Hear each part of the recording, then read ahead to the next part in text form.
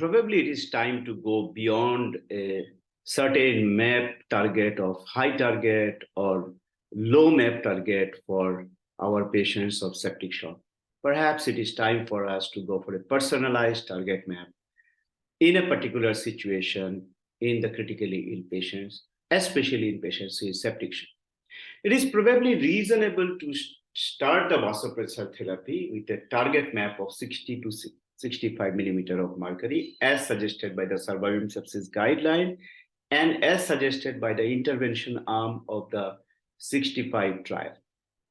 But we should always keep in mind that diastolic blood pressure must be kept more than 50 millimeter of mercury at least, because as we know, diastolic blood pressure is the determinant of the coronary perfusion solely. If our patient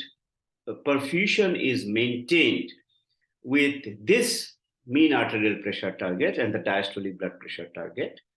by perfusion, I mean a CRT of less than 3 seconds or a decrease in the lactate values by 10% per hour,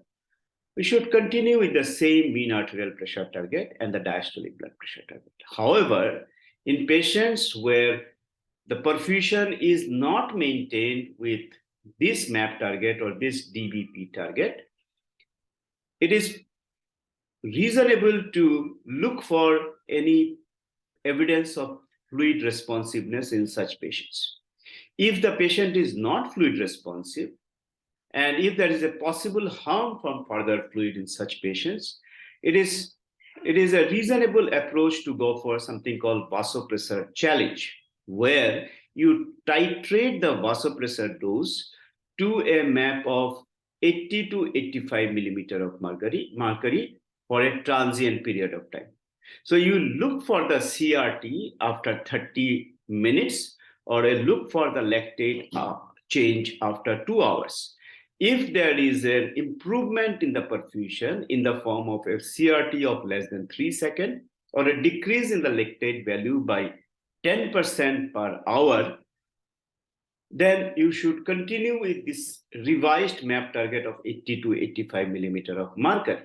However, if the patient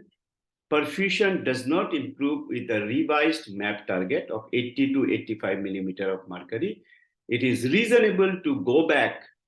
to the original MAP target of 60 to 65 millimeter of mercury. So the later approach is also known as the vasopressor challenge, which was followed by the Andromeda shock trial in patients with pre-existing hypertension.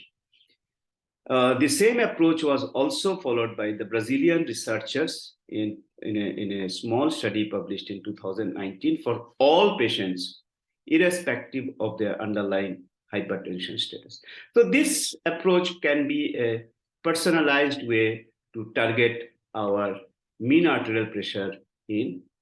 vasodilatory shock in particular, and maybe in general for all patients who requires vasopressors during their care in the intensive care unit.